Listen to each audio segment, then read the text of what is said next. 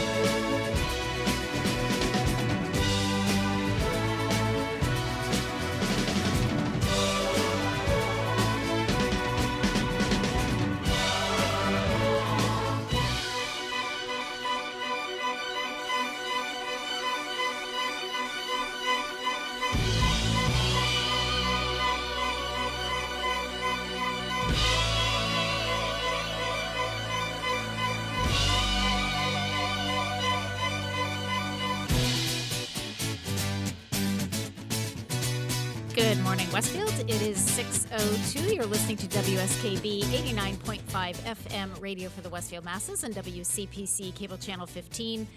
My name is Tina Gorman. I'm your Wake Up Wednesday host, and I am in the studio this morning with the chairman of the board, Pete Coles. Good morning, Pete. Good morning. Just trying to get everything back to normal. I know. It was like a cyclone went through this place I feel like it was. I just did like a 2-minute, cleanup here. Yeah. And I know following you, so I think you had already started before I got here. Well, so what happens is they shot a video in here over the weekend, one of the students and some of the teachers. Okay. And they didn't take pictures of how the studio was set up before they took everything apart. There you go. Kenny came in here and he was quite upset yesterday, and I don't blame him because I mentioned to them next shop week, the students involved and the teachers involved need to come back and put this back right. Yeah. Well, we don't know how it was. Well, that's not my fault. Exactly. Hello. That's what I mean. I allowed you to use the studio. Yep. You need to put it back the way you found it. Absolutely. That's the only thing I ask. Yep. I don't care what you use. I don't care how you use it. Yep. Just put it back the way you found it. Yep. And it's not like that. No, it's not even close. It was not at all like that. Because all this crap that's over here by the window is not, Yeah, no, I know. Kenny showed it yesterday on the Kenny Cam. Yeah, it's like a disaster. And right. I know. Because I'm not the neatest person to begin with. Right? So I freely admit that. I'm not a neat person. I get it. But I also know this isn't right. No, absolutely not. And you know what? That's part of your work. It's a teaching moment. Exactly. That's part of your work ethic when you get out into the real world and you're, you can use the conference room, just put it back the way you found it. Absolutely. Yep. Right? I am exactly the same way. You can configure the great room any way you want. Kenny probably handled it better than I would have because I would have No, he didn't. Okay. I would have been on a 15-minute rant because he kind of was. Yeah, good. Well, you know what? He had every right to be. The biggest thing that upset him is that all the fiber optic cables, the yellow cables on the cameras, were undone. He had them all neatened up and everything, and they were kind of all over the place. And it's like, hey, just neaten it back the way you found it. Put it the way you found it. Leave it the way you found it. And in this day and age with every kid having a cell phone and every teacher having a cell phone, you take some pictures. Right. It's not hard. Oh, my God. I take pictures at the senior center all the time of, okay, exactly that room placement. Okay, the last time we had a meeting here, this is the way I had it set up. I give them to my building maintenance craftsman, Alex Hibber. It's like, okay, Alex, this is what I want it to look like when you're finished with it. When you put it back together, this is what it needs to look like. Because I get it. It's hard. You don't remember those things. Right. Take a picture, folks. So next Wednesday, we can still do the show if you want to. We can just leave after the show because we're leaving for Virginia for a rocket launch. Okay, let me think about that because I already gave Jen. That's fine. I don't mind day taking off. the morning off. Yeah, I think, you know what? I think we'll just leave it as a best of, because I had already emailed Jen Jafune. So my guess is that as a new grandma, she probably already made other plans. So let's leave it at that. That's fine. So yeah, and we just run. I'll email Joe Didi too. Yeah, and then just run one of the Diabetes Dialogue shows, whichever one you choose to run, something that Jen was on, so that He's so knee deep in Blandford, right? Not Blandford, Butternut, I think is where he's doing. He does concessions at Butternut. They approached him about doing the concessions. Yes, up you there. had said that. Yeah. So he kind of lives up there half the week. Oh my goodness. He's got a trailer up there. He says a little chilly, but you know what? People talk about me. I don't know how Joe Didi does it. He works his butt off. He does work his butt off for sure. Yep. Good grief. Southwick is so lucky to have him. Yep. And obviously Mulish is closed for the winter. He tried it year round one year, I guess, but just didn't. It wasn't happening. It didn't make as much money, but he makes a decent living up at Butternut. Yeah. Doing the concession up there. Yeah. I think it's just on the snow tubing hill. Good for him. That's great. I love snow. I've been snow tubing up there. It's a lot of fun. I've never been. I've never been it's a lot snow of fun. tubing. Yeah. Oh well. So what You do want you to get your taste of the Olympics? Yeah. Go down the straight. There's 7 runs of snow tubing. You guys can. You could bring the whole family up there and do a race down the hill. Pete, they James Jordan of from Veterans Affairs and I were talking about this yesterday. But when they showed, what was it, the ski jumping or whatever they do, all the fancy stuff. Yeah. Not like the snowboarding stuff, but now they do it with skis. And they just had a shot of the person. The participant just before she did her jump, and they said, just look down. You can see the people that look like little tiny dots. That's just the view from how high up they are. And I said to James, forget about doing any of this stuff. Just being up there and looking down, I would be up there getting nauseous. I mean, it's so high. It's like if you've ever walked out, and I've done this once, but it is scary too. Like if you've ever gone on a high dive where the Olympians use the high dive, the high and just dive board. look down into the pool, it looks like it's about 6 miles down there. Like Right. just to stand there, never mind doing backflips and whatever else they do on there. It's amazing to me. I'm in awe of these Olympians. I haven't watched any of the believe it. Olympics this year, honestly. yeah. Part of it is busy, but part of it is a little bit of I don't support the Chinese Communist Party. Yeah, no, I know. That's interesting. I just listened to a story on NPR on exactly that, and is the IOC being the the International Olympic Committee being complacent in sort of not, in for one thing, in having a country like China host the Olympics, it's Well, 2 factors in interesting. that. The Olympics are given out almost a decade in advance. Correct. So this current problem, wasn't known then, but their history, Right. and apparently only one other country bid on it. Okay. That's what I read a story that said only one other place had bid on it, and that was it. Okay. And I will say, it was very interesting when the Olympics were held in Atlanta, and you're absolutely right, Pete. This takes place years in advance. I happened to be visiting a friend in Atlanta when the IOC came through, which was really cool. Like the timing was unbelievable. We were at Stone Mountain, and they came through, and that's when they were doing their process of, this might happen. And so, of course, I naively said, oh, wow. So, like in 4 years, the Olympics might be here. And it's like, no, like in, 12 years. Right. And that's because kind you of need the way time it to was. build venues, Oh and my if you don't have them gosh. already, Yeah. Boston's bid, they only had to build like 2 venues, I think. Yeah. They were thinking outside of the box. Right. And they didn't get it. Yeah. Well, weren't they thinking like including like pretty much the whole state? I mean, it wouldn't have been just been Right. the Boston Yeah. area. It would have been the whole state. Yeah, it would have been the whole state and I some guess of the the region, IOC I didn't think, go- too. Yeah. Yeah, which would have been, But hey, I mean, why Russia not? did it Yeah. when they did Sochi. The mountains were an hour drive away or Yeah, something. so what's, It's all about ching. Yeah. Oh, yes. I don't have my sound effect It ready, is. the Yeah, cash there- register, but yeah, that's what it's there about. it is. That's that. Yeah, you got that right. Ugh. All right. Let's talk about what a big meeting tonight. Health Department, right? Board of Health is meeting tonight. Okay, let me stand on my soapbox for one more minute. That's okay. If Take they your time. don't lift the mask mandate tonight, they're going to look foolish. My guess, They're if gonna I look were foolish. a betting person, which I'm not, but my guess is that they will lift it. That's my guess. I have this is my prediction. Right. That's what I'm saying. My soapbox. Following kind of a certain date. I don't think it's going to be like as of today, but whether it's like with Worcester just did should that, and be. it was like I think Worcester gave them like whatever it was, like at the end of next week they were lifting it. But we'll see. I mean, we'll see what happens. We'll just see what I know that happens. the governor has a press conference with Desi today. Yes, The Department I was kind of surprised Elementary about that. No, I'm not, because No, you're not. No, because the case. This is the end. This is the end of this pandemic. It's now going to be endemic, and it always has been the case for this one, that this was going to be the last gasp. You're also seeing. I don't hope know if you so. see this, but here's the politics of it, because it's not about public health. It is at the local level, Yeah. but it's not about public health at the national or state level. You're seeing all these. You watch New Jersey, New York, all said that they were ending their mask mandates as of I don't know, it was middle March or something like that, or Okay. states of emergency. That is 1 week after the State of the Union address. So at the State of the Union address, Joe Biden is going to declare victory over COVID. I beat COVID, and then 1 week later, all these things expire. This is the politics of it. Okay. Nobody sees that, but I'm looking at it going, yeah, this is the politics Here's of the it. timing. Of course. Well, we'll see what happens. So we'll see I what think- happens tonight. Desi will allow it to expire. They're not going to go any earlier, because then they'll look Yeah. even stupider than Yeah. they are. Yeah. They'll let it's it set to expire when? February 28th. Yeah. And that's fine. That gets you. It's got everybody through the winter months. I think that's fine. But I'm the good kids with. down here, you should see the morale of the kids. Sorry. I see it every day. They're lost. This whole group of kids, the freshmen and sophomores never quite have advanced maturity wise out of middle school. And the older kids just, they're sick and tired of everything.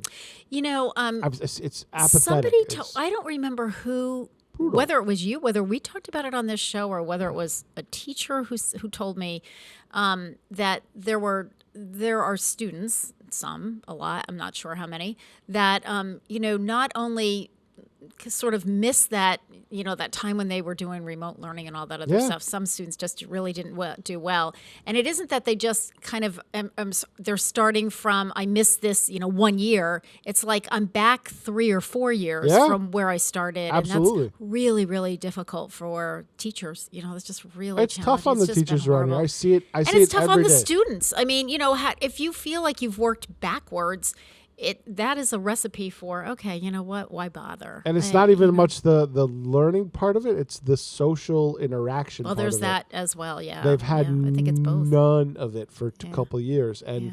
you see the fraying of the edges. Mm-hmm.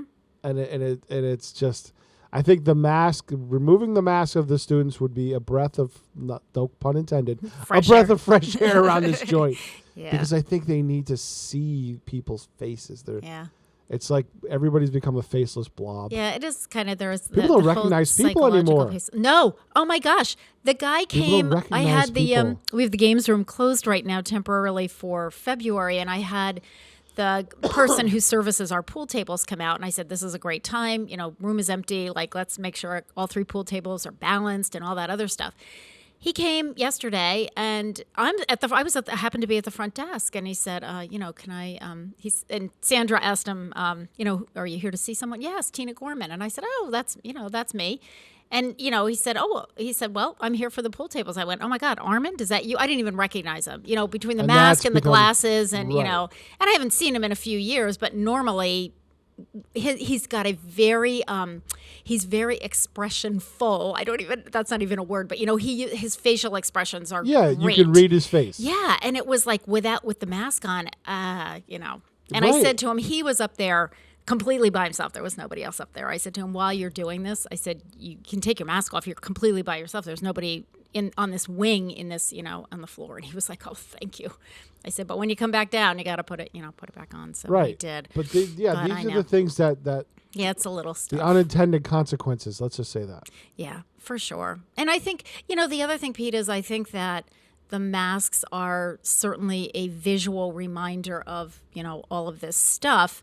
And once those mandates are lifted or rescinded, I think you'll see a different attitude. I think people will have a different attitude, so Yeah. we'll see what happens. So Pete, what just for our viewers, what time is the meeting and can they watch, or how is this one going to be done? This one is via Zoom as well. Okay. I believe it is 6 o'clock, but let me just double check. Sounds right. Well, I don't know though. I know the Board of Assessors is meeting in person, believe it or not. Okay.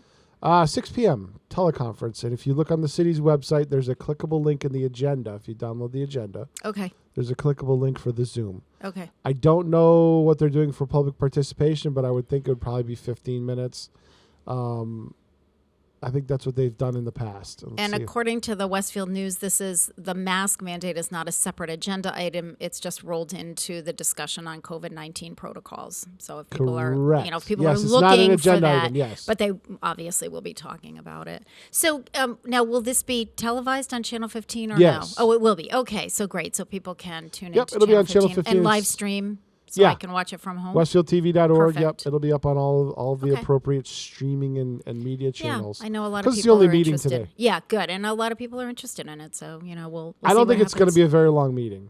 Yep. Maybe half hour, 45 minutes. Okay. Because Sounds it's good. really, there's not a lot on the agenda. Okay. And what happened last night? Any meetings last night that Conservation. Okay. Anything Nothing wild major. and crazy? No, nothing major. Good. All right, let's do a famous birthday so that we can take our first break. It is February 9th, and it is the birthday of the late Bobby Lewis, rock and roll singer, born on this date in 1925 in Indianapolis, Indiana. He lived to the ripe old age of 95. He just died last year, 2 years ago. Yeah, April 28th, 2020, so right after the pandemic hit. And he actually died of pneumonia. Bobby Lewis was raised in an orphanage. He learned to play the piano by age 6, despite very poor eyesight.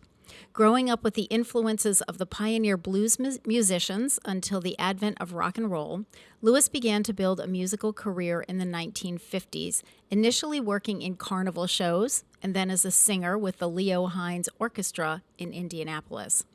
Lewis moved to New York City, and his 1960 recording of Tossin' and Turnin' on the Belltone label went to number 1 for 7 weeks on the Billboard chart in the summer of 1961. It sold over 1 million copies and was awarded a gold disc.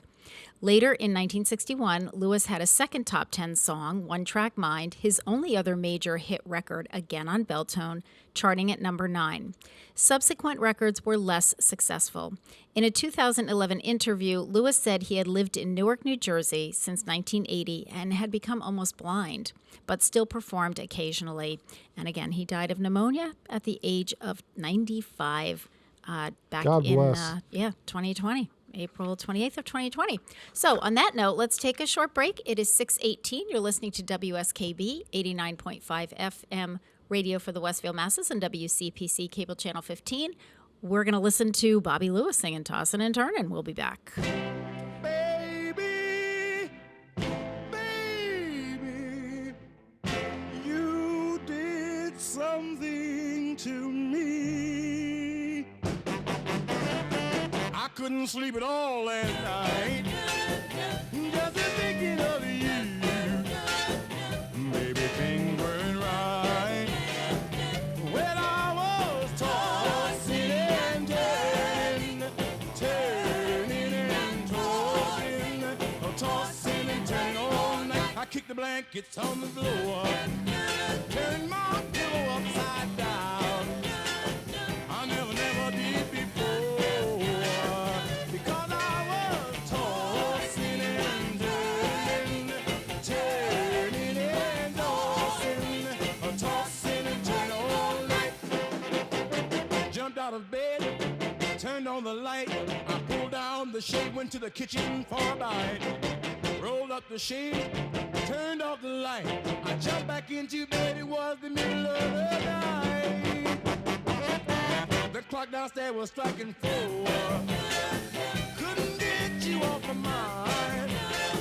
I heard the milkman at the door, 'cause I was tossing and turning and tossing and turning all night.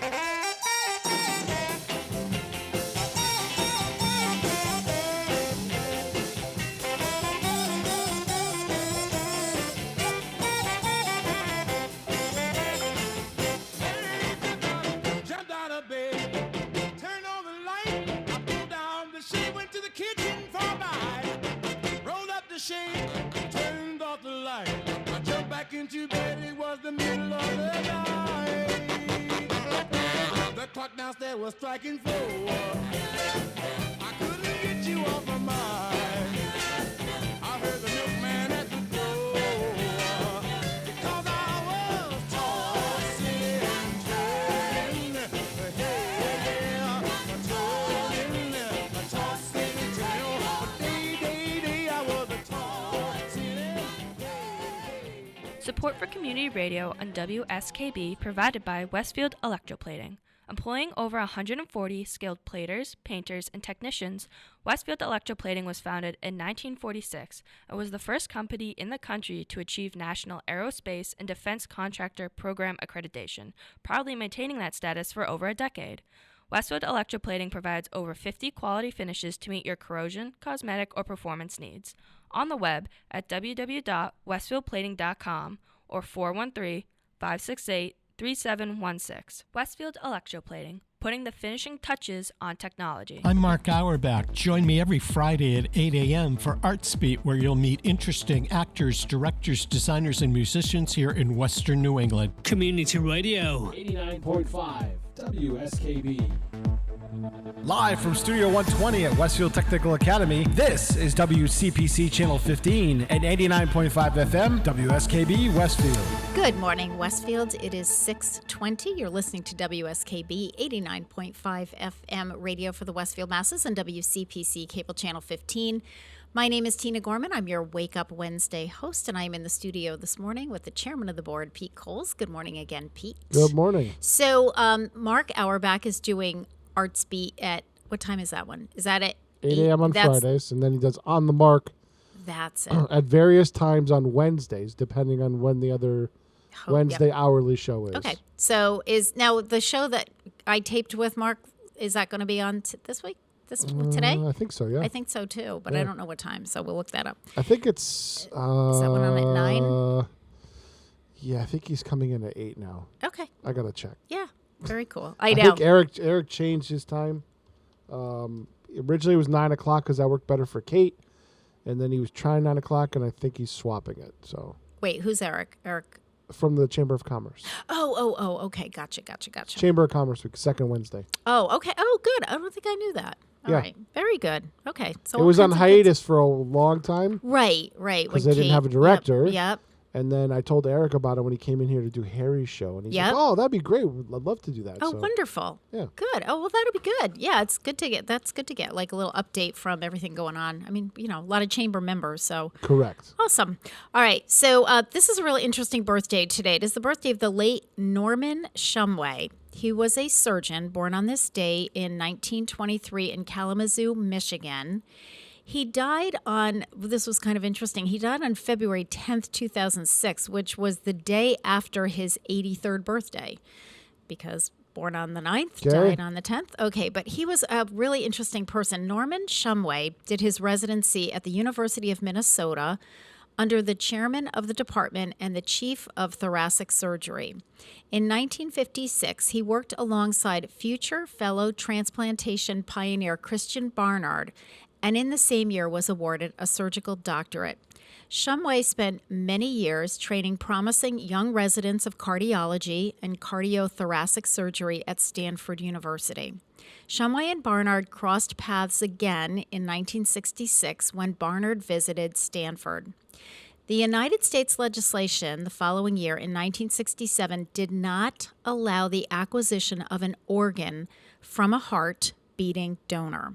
Following the first heart transplant in 1967 by Barnard in South Africa, the concept of brain death, already described in 1959 by French neurologists, became more widely accepted. This was followed by changing guidelines and legislation in various countries. In collaboration with Randall B. Creep, Shumway was the second doctor to carry out a human heart transplant operation in the United States in 1968 after Barnard's operation in South Africa and Adrian Kantrowitz's at Medical Center in Brooklyn, New York. Both of those happened in 1967. The early years of the procedure were difficult, with few patients surviving for long. Shumway was the only American surgeon to continue performing the operation after the poor survival outcomes of these early transplants. In the 1970s, he and his team refined the operation, tackling the problems of organ rejection and the necessity for potentially dangerous drugs to suppress the immune system. In particular, he pioneered the use of cyclosporine instead of traditional drugs, which made the operation safer. The world's first heart-lung transplant was performed in 1981 by both Shumway and Bruce Wrights. So really, kind of took the whole heart transplant idea to another level. So happy birthday to the late Norman Shumway, surgeon. And, it's really interesting having had some heart issues going on in my family lately.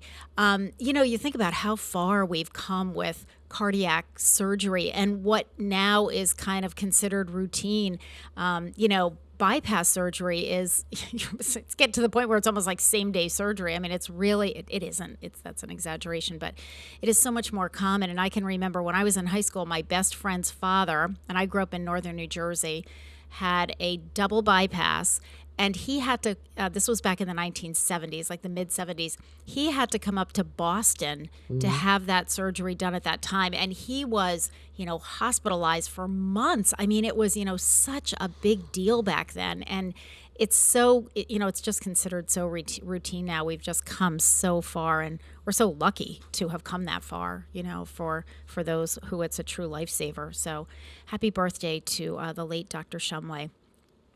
It's also, we've got a couple of songwriters who have birthdays today, and they actually kind of mesh and overlap a little bit. So I'll start with the first one. It's the birthday of songwriter-singer Barry Mann. He was born on this date, February 9th, 1939 in Brooklyn, New York. He's 83 years old today.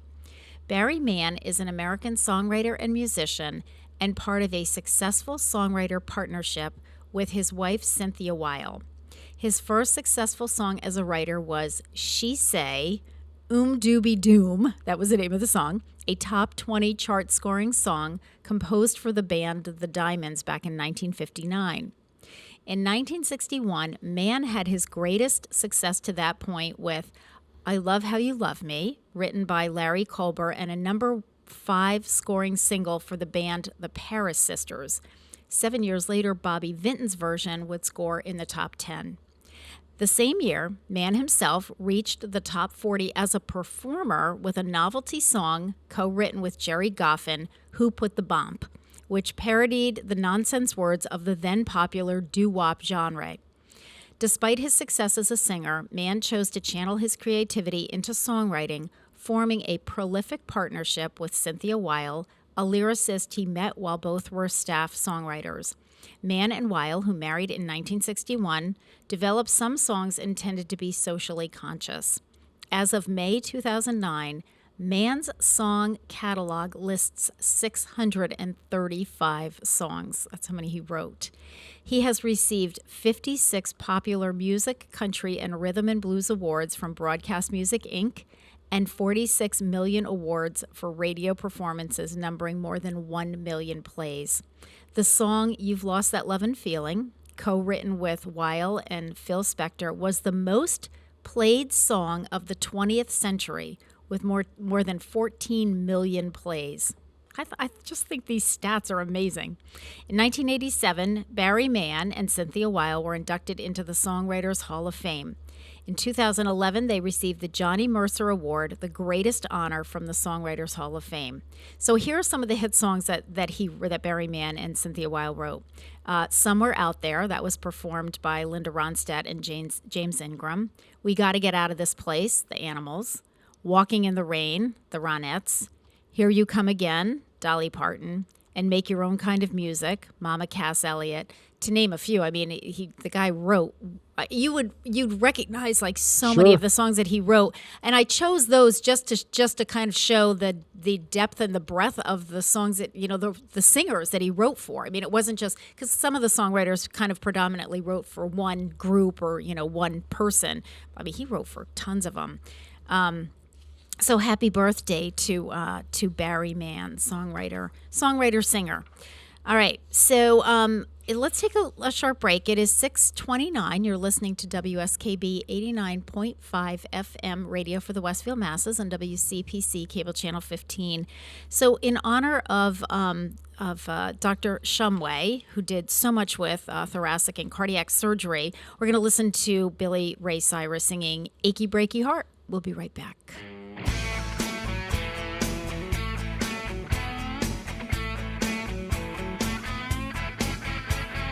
You can tell the world you never was my girl. You can burn my clothes when I'm gone. Oh, you can tell your friends just what a fool I've been and laugh and joke about me on the phone. You can tell my arms go back into the farm. You can tell my feet to hit the floor.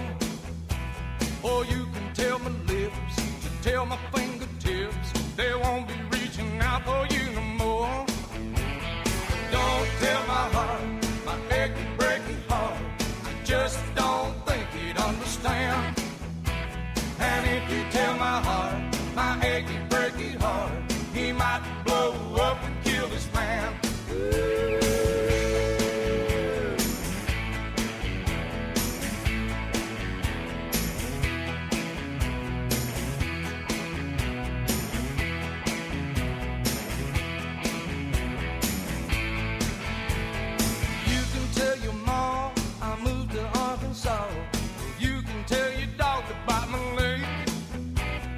Tell your brother Cliff, whose fist can tell my lip, he never really liked me anyway. Or tell your Aunt Louise, tell anything you please, myself already knows I'm not okay. Or you can tell my eyes to watch out for my mind, it might be walking out on me today. But don't tell my heart, my achy breaky heart, I just don't think he'd understand. And if you tell my heart, my achy breaky heart, he might blow up and kill this man.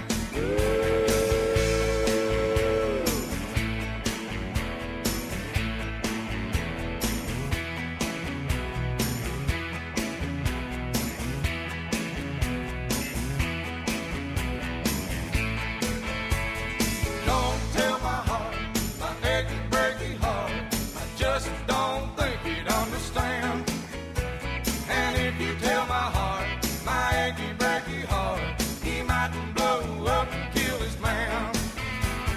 Don't tell my heart, my achy breaky heart, I just don't think he'd understand. And if you tell my heart, my achy breaky heart, he might blow up and kill this man.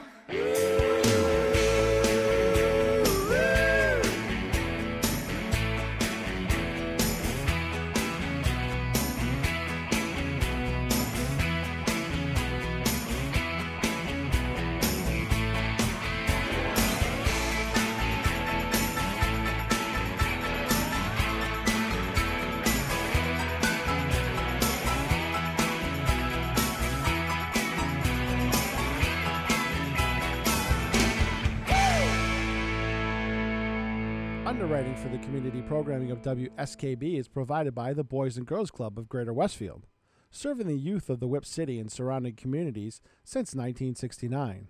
For more information on the Great Futures Club for ages 3 to 5, happening weekdays, and the Club Teen Center for ages 11 and older, weekdays from 6:30 till 8 p.m., go online at bcgwestfield.org or visit the club at 28 West Silver Street.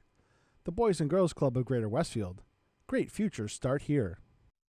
Join us every Thursday morning from 6 until at least 7:30. Check out the Bobby G and Company Show right here on WSKB 89.5 Community Radio. 89.5 WSKB.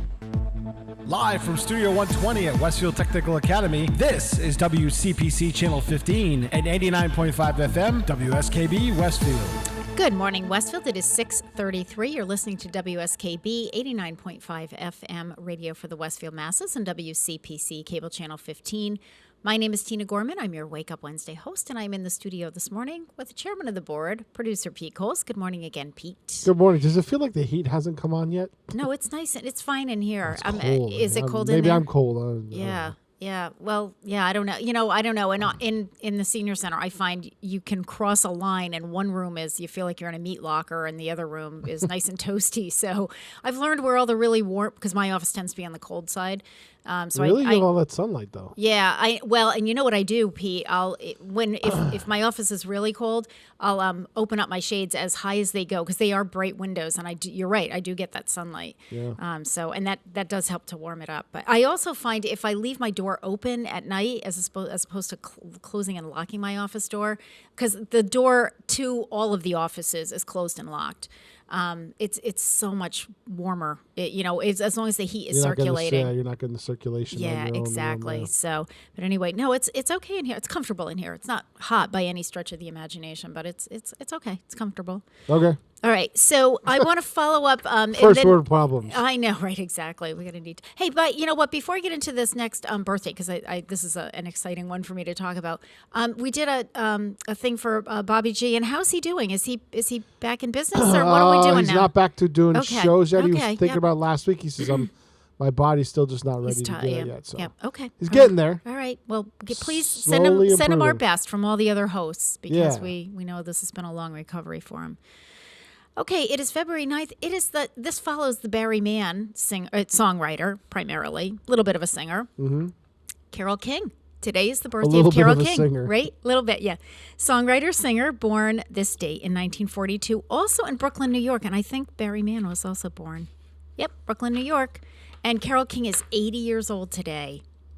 She has written or co-written over 400 songs that have been recorded by more than 1,000 artists. Carole King attended Queens College in New York, where she met Neil Sedaka, Paul Simon, and Jerry Goffin, all future famous songwriters like herself. She briefly dated Sedaka, who produced a hit song entitled "Oh Carol." Now, you're never going to believe this, Pete. I've never heard the song "Oh Carol" that I know of, and I love oldies, but I've been listening to the 50s station on my Sirius radio, and yesterday I'm listening and I'm going, oh, that sounds like Neil Sedaka. And I like Neil Sedaka. I'm like, oh, that sounds like Neil Sedaka. And then I went, oh my gosh, he's singing "Oh Carol." And I knew the whole history. He wrote that song for Carole King because he was dating her. And then they broke up. She began a romantic relationship and songwriting partnership with Jeffrey Goffin. The couple married in 1960 and wrote a string of impressive songs. The duo so impressed music publisher Don Kirshner that he signed them to his Alden Music empire, where they established themselves immediately by writing the hit singles "Will You Love Me Tomorrow" for the Shirelles, "Take Good Care of My Baby" for Bobby V, and "Up on the Roof" for the Drifters. As the 1960s progressed, the Goffin-King partnership flourished, and the couple wrote dozens of hit singles, including "You Make Me Feel Like a Natural Woman," that one was for Aretha Franklin, and "Pleasant Valley Sunday" for the Monkees. King and Goffin divorced in 1968, and she officially began her solo career. Although her first solo effort, "Writer," would prove to be a bust, her second album, Tapestry, released in 1971, would go on to stay at number 1 on the Billboard charts for a record-breaking 15 weeks. It stayed on the charts in some form for a stunning 6 years. Tapestry remained the longest tenured album in the top spot until it was finally beaten out by Michael Jackson's Thriller in 1982. Some of the hits from Tapestry were earlier King compositions reclaimed in her own voice, such as "It's Too Late" and "Will You Love Me Tomorrow." She also added some new singles, "So Far Away," "I Feel the Earth Move," and "You've Got a Friend," later a number 1 hit for her friend James Taylor. In 2013, King made music history as the first woman to receive the Gershwin Prize for Popular Song. President Barack Obama gave her this honor at a special ceremony held at the White House. So happy birthday to 80-year-old Carole King. I just can't believe that. There you go. I love Carole King. I loved the Tapestry album. I loved that. I think my brother gave it to me as a gift, and then it just was totally worn out because I listened to it so often. And then I had the great fortune of seeing the Carole King. I can't remember what the name of the play was, the show that we saw at the Bushnell, and it was all about Carole King's life, and of course encompassed all of her music, and it was just pretty darn awesome. That might have been the show too that I ran into JPEG Luca, because one of the shows that Gary and I went to see at the Bushnell, we ran into Jay, and I think it was the one about Carole King's life. So, Yep. all good stuff. And big shout out to Jay. Have we seen Jay? No. Have we had any I Jay haven't even sightings? heard from Jay. He's still working so hard on his The stuff. Amazon project, yeah. The Amazon project. All right. So as you know, last month we were selling tickets for our February calendar, a gift card calendar raffle. Did I win anything yet? Well, not yet, Pete. But today's winner is Mary Fedora. She won a $25 gift card to the Good Table. So I will be calling her later. But Mary, if you're watching the show, you can come on down to the Senior Center and claim your prize. So I have to tell you, this is so much fun. I love doing this because every day I'm the one that gets to call people in the morning and say, hey, you won a gift card to whatever. And we had on Sunday, we had Albert Bean won a $50 gift card to North Elm Butcher Block. And his wife generally comes through and picks up meals every day for her parents. And so when she came through on Monday, and this is the best part, I hang a sign on my food cart that has the day's winner. So I have the name of the person and what they won. So now, of course, I have all these wise guys coming through the line. And sometimes I'll have somebody, I can't remember their last name. So when they come up to get their meal, I'll say, oh, what's your name? And they'll look at the sign, and whoever the winner was, it'll be like, oh, my name is Albert Bean. Can I have my prize now? So we're having a lot of fun with it, but it's been great. And this was really fun. So on Monday, the winner won $25 to Duncan, and it happened to be our own Mary Lou Najowski who won. And that was unbelievable because Mary Lou stops by Duncan every morning on her way to work to grab her coffee. So it couldn't have been more fitting that she won. Not only that she won, but that she won on that particular day. So, all right, but we still have, lots more chances, Pete. So we'll see how this all unfolds. But today's winner, Mary Fedora, $25 to the Good Table. Not bad, huh? All right. I would take that one. I know, right? Yeah. Well, there's still, we have a lot of good prizes here. So yeah, lots of restaurant ones, some pharmacy ones, some shopping ones, grocery. We have another. I think we have one more North Elm Butcher, and of course on Monday it's Valentine's Day. So Monday we have a special Valentine's Day prize. So whoever wins that is going to win some special stuff. So we're having a lot of fun with it, and we certainly appreciate everyone who supported the effort. The Friends Group is really appreciative of that, and it was a good fundraiser for us. And speaking of good fundraisers, I understand the Penguin Plunge brought in $19,000, which is that's pretty good. Fantastic. But it's funny because the fundraisers that they do, obviously that supports the Children's Museum, the Amelia Park Children's Museum, and the Children's Museum is really completely funded through their fundraisers. I mean, it's very important that the community support that, so I'm glad that people did. And I'm glad that there are people crazy enough to go and plunge in 35-degree water, which is totally It was cold. Beyond my comprehension. They had a picture of Rick Barry in the... Rick said it was cold. Yeah, and they had a picture of him in the Westfield News with a thermometer measuring the temperature, and it was 35 degrees. I can't even imagine jumping into water that's 35 degrees. Yeah, Rick said that was some of the coldest water he's been in. And it was a cold day, too. Yeah. It was, yeah.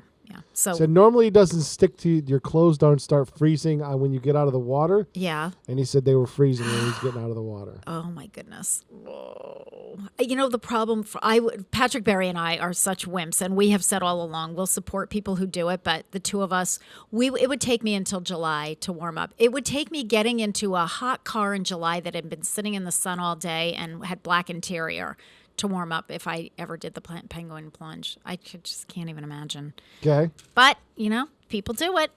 All right. So as a couple things. So to do a few announcements sprinkled in between birthdays and National Day and so forth.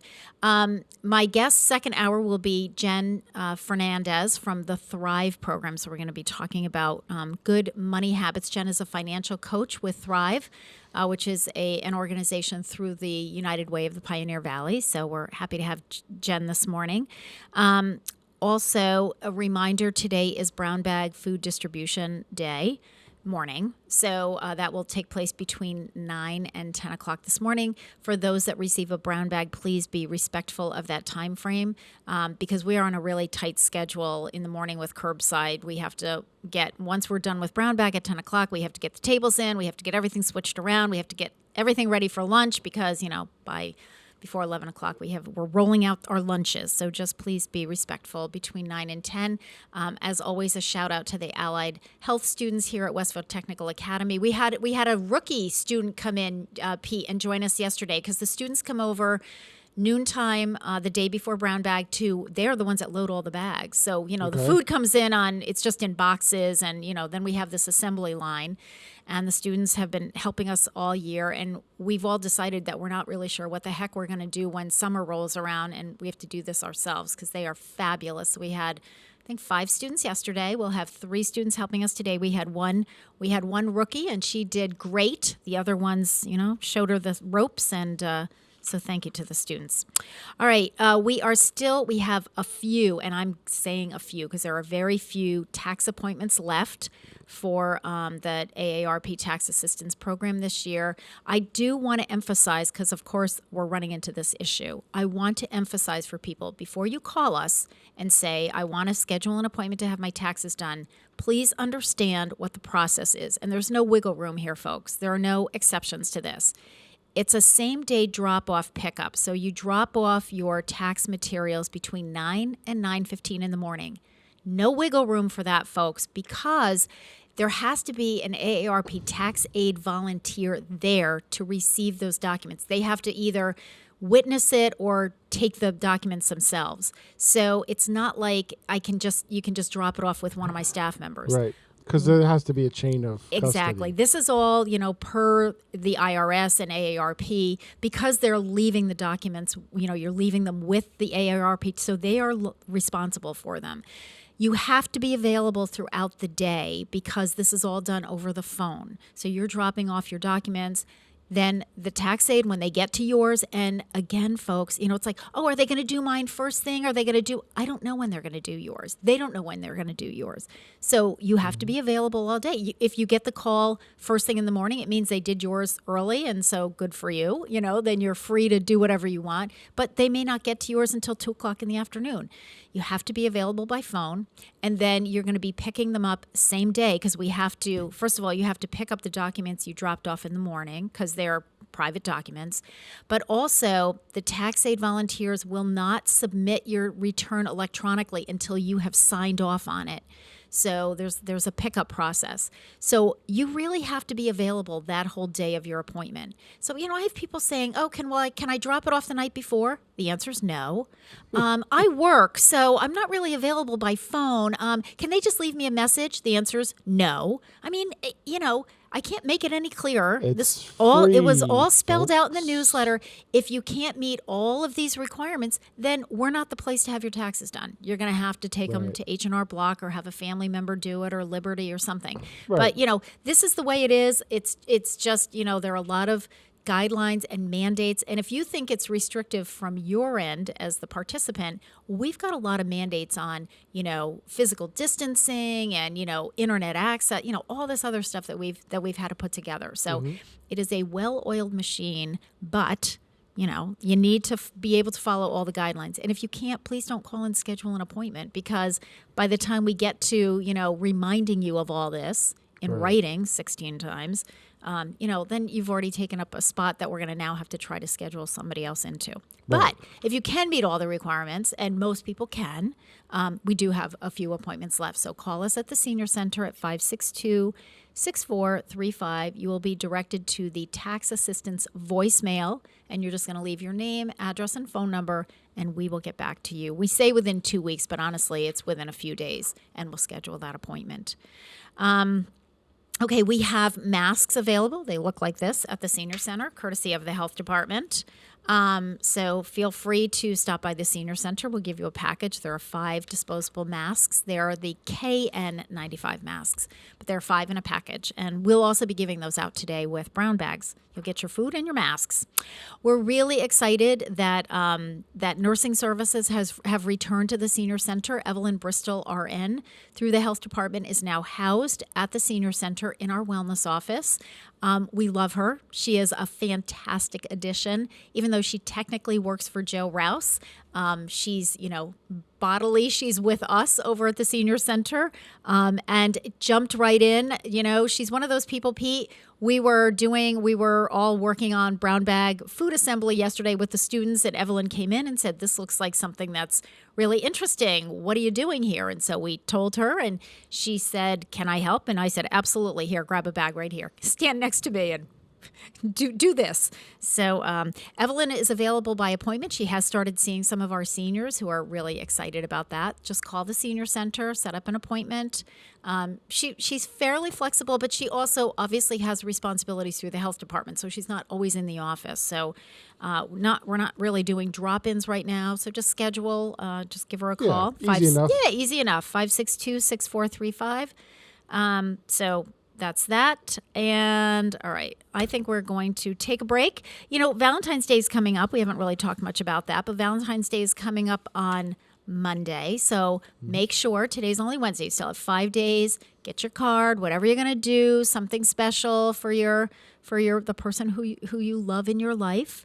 And so I want to play one of my favorite love songs. This is an Anne Murray song. It's called "Could I Have This Dance?" You're listening to WSKB 89.5 FM, radio for the Westfield Masses, and WCPC Cable Channel 15.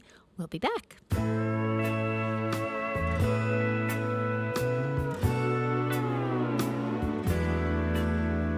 I'll always remember the song they were playing the first time we danced, and I knew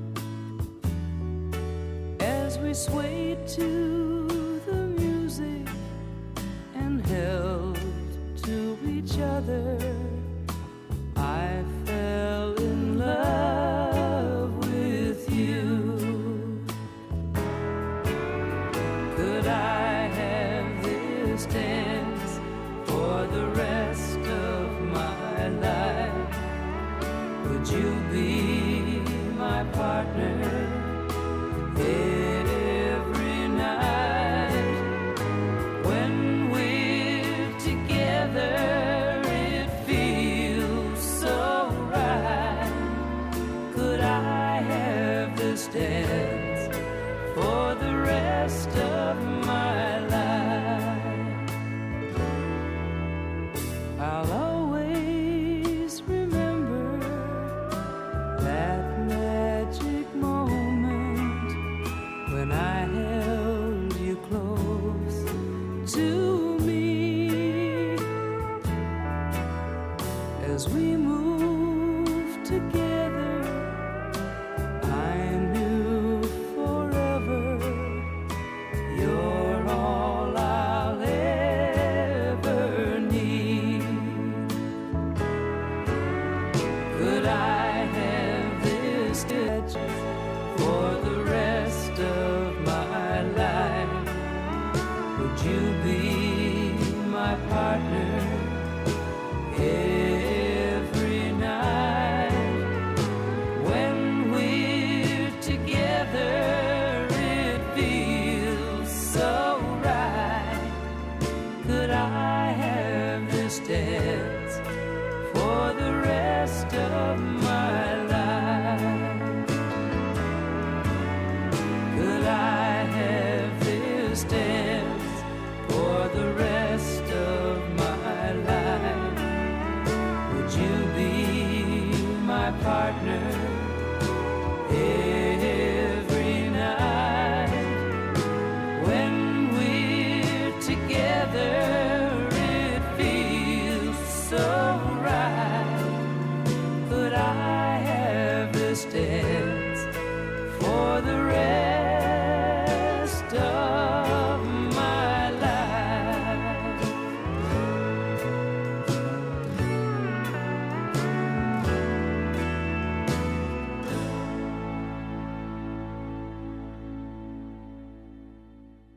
Underwriting for the community programming of WSKB is provided by the Boys and Girls Club of Greater Westfield, serving the youth of the Whip City and surrounding communities since 1969.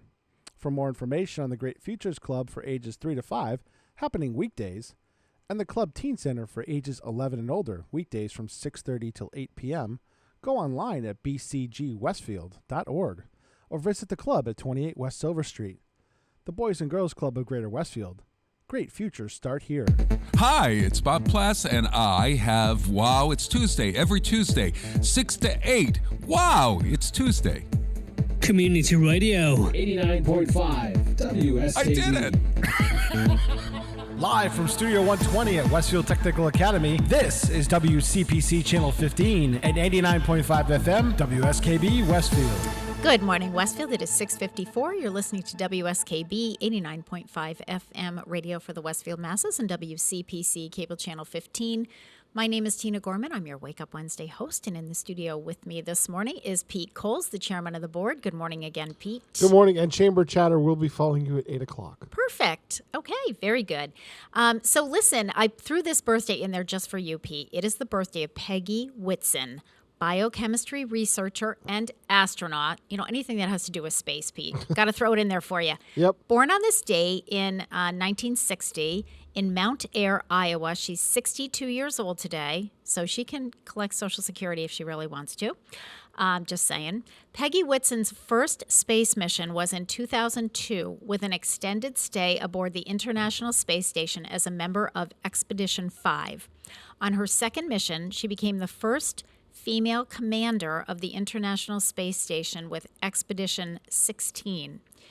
In 2017, Peggy Whitson became the first female astronaut to command the International Space Station twice and broke the record for the longest single space flight by a woman at 289 days in orbit. That record has since been broken, but at that time, in 2017, she held the record. Whitson holds the records for the oldest woman spacewalker and the record for total spacewalks by a woman. Whitson's cumulative EVA, which in spacewalk talk is extravehicular activity time, is 60 hours, 21 minutes, which places her in 5th place for total EVA time. At age 57, on her final flight, she was the oldest female astronaut ever in space at that time and remains the oldest woman to fly in Earth orbit. Whitson returned to Earth on September 3rd, 2017, having accrued a total of 665 days in space over the course of her career, making her NASA's most experienced astronaut to date. You gotta love that. This total was more time in space than any other American and any other woman worldwide. On June 15th, 2018, Peggy Whitson announced her retirement from the agency, effective on the same day. She later became a consultant for Axiom Space and has been selected to be commander of Axiom Mission 2. Peggy Whitson was included in Time magazine's 100 Most Influential People of 2018. So cool. Female astronaut. There you go. Yep, there you go. Go Peggy. All right, one more birthday. Axiom 1 is flying pretty soon. Is it? Private missions private missions to the International Space Station. Yep. And Axiom is developing a couple extra modules in the space station. When the space station gets decommissioned, it'll be a space station of its own. Okay. It'll detach from the space station. And do you know, Pete, who is funding Axiom? I'm Do you not know sure. That's just it's a private corporation. Yeah, I just wasn't sure if you knew. I believe who it's it a was. conglomeration of Okay. different corporations that want to do manufacturing in space and figure that out. Okay. All right. Very good. All right. Let's do one more birthday. Then we'll do a national day. Then I know my guest is waiting in the wings. And we do have to finish just a couple minutes early today because it's Brown Bag Day. It is the birthday of the late Billy Williamson, guitarist and musician, born on this day in 1925. He died in 1996 at the age of 71. Billy Williamson was the American steel guitar player for Bill Haley and his Saddlemen and its successor group, Bill Haley and his Comets, from 1949 to 1963. When he was with the band when they recorded Rock Around the Clock in 1954 and appeared with the band when they performed the song on the Milton Berle Show and then on the Ed Sullivan Show in 1955. Williamson had the distinction of being the only Comet, from Bill Haley's Comets, allowed to record lead vocal tracks during Haley's tenure at Decca Records. He also shared a number of songwriting credits with Haley. He appeared in the rock and roll movies Rock Around the Clock and Don't Knock the Rock in 1956. Billy Williamson left the Comets in early 1963 and reportedly never played another note, declining invitations to join Comets reunion groups that formed after Bill Haley died in 1981. In 2012, Billy Williamson was inducted as a member of the Comets into the Rock and Roll Hall of Fame by a special committee aimed to correct the previous mistake of not inducting the band when they inducted Bill Haley in 1987. So I guess in 87, Bill Haley was inducted, but the Comets weren't, and so they corrected that in 2012. So happy birthday to the late Billy Williamson. Today, Pete, is National Pizza Day. Who doesn't love that? National Pizza Day on February 9th celebrates one of America's all-time favorite foods, whether it is thin crust, Chicago style, deep dish, or anything in between. Pizza is an American favorite. We love our pizzas, and they come in so many varieties. As we nosh on our favorite, here are a few pizza facts to ponder. Pepperoni is the most popular pizza at 36% of all pies ordered. Over 3 billion pizzas are sold in the USA each year. Add another 1 billion frozen pizzas to that, so the ones that people buy themselves and pop in the oven. In the United States, this surprised me, 17% of all restaurants are pizzerias. I mean, that's a lot of pizzerias. That's a lot of pizza. It is. Antica Pizza, the first pizzeria, opened in Naples, Italy in 1738. Gennaro Lombardi, the first pizzeria in the United States, opened in 1895 in New York City. And here's the kicker. Americans consume, on average, are you ready, Pete? 23 pounds of pizza per person each year. I believe that. That is one heck of a lot of pizza. 23 pounds. It's easy, it's portable, and it's satisfying. I know. Yeah, I know. That's so funny, though. That just cracked me up. Okay, before we take our top of the hour break, I have to make this announcement because these registrations are going fast. So we are having a special Spread the Love curbside turkey luncheon in honor of Valentine's Day, but we're not doing it on Valentine's Day because Monday's our first day of taxes, so we're doing it on Wednesday. So it's next Wednesday, the 16th. So we are doing, turkey with gravy, cornbread stuffing, vegetable, cranberry sauce, and a Spread the Love special dessert.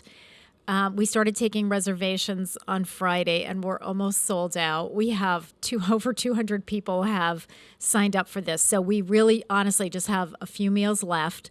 So if you're interested, you can each caller can reserve up to 4 meals. We don't have a lot left, so I'm telling you, call today if you want to if you want in on this turkey dinner. It's $5. It's our curbside, so you'll pay when you come through the line. We'll snake the line through the parking lot because we're going to have over 200 of you coming through next Wednesday. Yeah, it's a lot. It's a lot of turkey. But just call us at 562-6435 if you have not reserved, because I hate to have people that are disappointed. But I am telling you, I think we had about 25 or so meals left yesterday when I left, and they'll go like that. I mean, people will call and start ordering. And one other thing is Westfield Council on Aging presents this month is Nina Bars from the dispatch administrator from Public Safety, was interviewed by Harry Rock. I have not had a chance to listen to this yet, but I hear it is fantastic. Really packed with information and a lot of insight from the first responders' point of view and the dispatcher's point of view.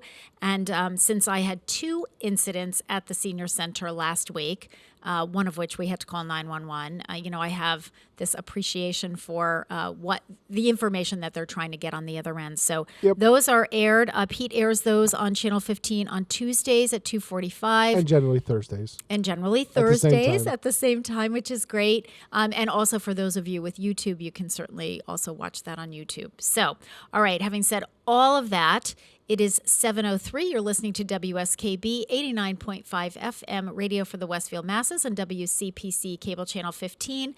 When we come back, we have my guest is here, Jen Fernandez, and we'll be talking about the Thrive program. We'll be back.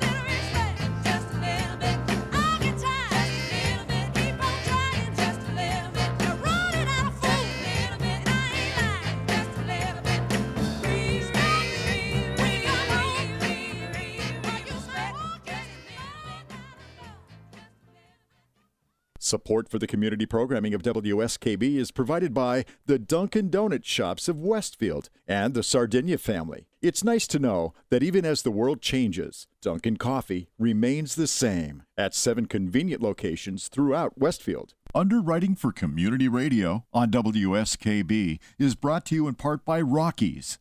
Over 30 convenient locations throughout Massachusetts, Rhode Island, New Hampshire, Connecticut, and Florida. One of the nation's largest ACE dealers. Expertise and great product selection in paint, hardware, lawn and garden. That's Rockies. Rock solid service since 1926. On the web at Rockies.com. This is Ken Stomsky from Ken's Den on WCPC 15 and 89.5 FM, Tuesdays 8 to 10. Community Radio 89.5 WSKB. Live from Studio 120 at Westfield Technical Academy, this is WCPC Channel 15 and 89.5 FM, WSKB Westfield. Good morning, Westfield. It is 7:07. You're listening to WSKB 89.5 FM radio for the Westfield masses and WCPC Cable Channel 15. My name is Tina Gorman. I'm your Wake Up Wednesday host. I am in the studio this morning with the chairman of the board, producer Pete Coles. Good morning again, Pete. Good morning. And we have added our guest this morning, Jennifer Fernandez from the Thrive program, United Way of Pioneer Valley. Welcome, Jen. Hi, Tina. So I know it's good to see you. It's good to see you in person. I know. And it's so funny because you came through the senior center a few weeks ago, and of course I don't recognize anybody with Pete and I were talking about that. With everybody wearing masks, it's like, and you haven't seen somebody in a year or two, and you're going, hey, is that wait, who is that? There was a man who came yesterday. We were just talking about this to service our pool tables, Hadn't seen him in 2 years, came with a mask on. I had forgotten that he was coming. He was scheduled. And he's asking for me. And I said, okay, here I am. What can I do for you? And he goes, well, Tina, I'm here to do the pool tables. I went, oh, my God, that's you? I didn't even recognize you. I was wondering why you didn't recognize me when I saw. It's just, it puts people. But I get it. Yeah, I mean, and like, if I know somebody's coming, it's one thing. But you like dropped in on me, and so it was out of context. I'm I like, always do that to you. What's that? I know. But that's okay. It's a good thing. So, Jen, you are no stranger to public radio. You were on, I think, when we were up at the college, weren't you? This is my 6th time. Yeah, maybe something 5th like time? that. Yeah, But it's important. It We talk about money. We talk about responsible, consumerism and things like that. So, Jen, your title is financial coach, right? With the Thrive program, which is funded through the United Way of the Pioneer Valley. Exactly. So you have a lot of things going on at the Pioneer Valley. We're busy. So you are busy. So I think what we're going to do is we're going to break it up a little bit. So obviously we're going to talk about the Thrive program, but then I also want to branch into and ask you about some other exciting programs that are going on through the Pioneer Valley, some new programs and some other things to talk about. So let's start with Thrive. So why don't you start by describing for our viewers what exactly is Thrive? I mean, it's a great name, but what is the program? It is. It's a great name. You're thriving. I know. So I'm Jen Fernandez, and I'm one of the financial coaches. I also have another full-time coach. Yeah. I'll mention him in a little bit. But I'm a financial coach with the Thrive program with the United Way of Pioneer Valley. It's our financial wellness program. Okay. And really, what it is, Tina, is it's a one-stop financial success center. Okay. Okay. But the key thing before I go on is that it's free. And it's open to anybody in the community. Okay. So that's key. Good to know. Hard to find in the community. Yep. Really, the overall goal of Thrive is to help people work, towards or hopefully attain their financial goals. Okay. We're very big on setting their goals. Okay. And we want people to work towards a better financial well-being, if that makes sense. Mm-hmm. So a lot of people are very overwhelmed with their finances. They're stressful. It's kind of scary. Yeah. So they come to Thrive to get help to work towards their financial goals, to be more confident about their money, to feel better about themselves and feel more comfortable. Sort of and in control of what's happening. In control, So I also want to make, make it really clear, this is not a program for people who are rich and have a lot of money, right? I mean, this is a program for anyone. Anyone. Yeah. Anyone in the community. Yeah. I mean, I've had, from, youth up to I think my oldest was in their 70s. Some have been retired. Some have had couples come together. Yep. So it just shows that anybody could use help with their finances. Yeah. And that's really our overall goal of Thrive, is to help people feel better about their finances. And under that umbrella, the specific things that we do, and we're very thorough at Thrive, we provide a lot of educational information, is, we do budgeting, so very detailed budgeting and money management. Okay. Like, where are your expenses going? Yeah. People, we swipe, we put our money here, there for coffees, and before you know it, it's like, oh my God. Yeah. So we help people with their, what are your expenses? What are you left with at the end of the month? Let's look at and see if there are things that can be reduced. Yeah. We do debt reduction. A lot of us have debt, unfortunately. Yeah. So we help people with a concrete plan on debt reduction. We do banking, so we help people if they need to go to the bank and maybe if they want to open up a savings or checking account or switch banks. Savings, very important. We help people maybe start from the beginning or increase where they're at. We do credit scores. So one, understanding your score. That's very important to understand it. Yeah. The factors behind it. Yeah. And also increasing your score. We also do credit reports. Everybody should know their credit report. It's your financial Bible. It tells you everything. So we work on credit reports. We work on building assets. We do referrals to resources in the community. And we also do referrals over to workforce training opportunities like at Holyoke Community College. So we do a lot.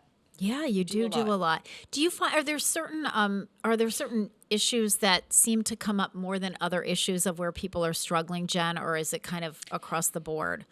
It's kind of across the board. It depends on the person, but you know what we're really finding is that cliff effect where people that are on benefits, they're finding work, which is great, but then their Benefits get benefits then get lowered, right? But they're still not making enough with the Yep. job that they Yep. have to cover childcare. Yep. If they have 3 kids. Yep.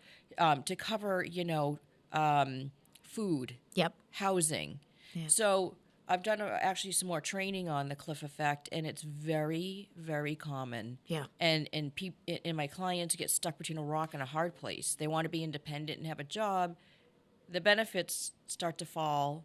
And then they can't, and the job isn't supporting. It's not supporting enough. So it's like, what do they do? Yep. So we're finding that's a hard position to be in. Very and hard. From the workforce standpoint, it's a disincentive for people to go back to work. Oh. And you totally understand that, especially if you have children, you're trying to put food on the table. It's like, well, I can get these benefits, or I can get this job, but then I don't have enough money because it's not it doesn't pay enough. Exactly. Yeah. It's a really, really tough thing. That's hard. A really tough thing. Do you think that will change as the workforce is shrinking? I mean, there are just, there's such a need for workers. I'm hoping that salaries will increase. There will be enough incentives out there. I hope so. I mean, there's definitely a lot of work out there, from the pandemic, and now, they're hiring again. So, I mean, I'm hoping that it's great to hear my clients are getting work. It's so great because some of them are like, I need a job. And I'm hoping that at some point that, we'll be able to figure out a solution to the cliff effect, and people that are working are able to support themselves without benefits falling. It's just exactly. tough. With some extra supports over here.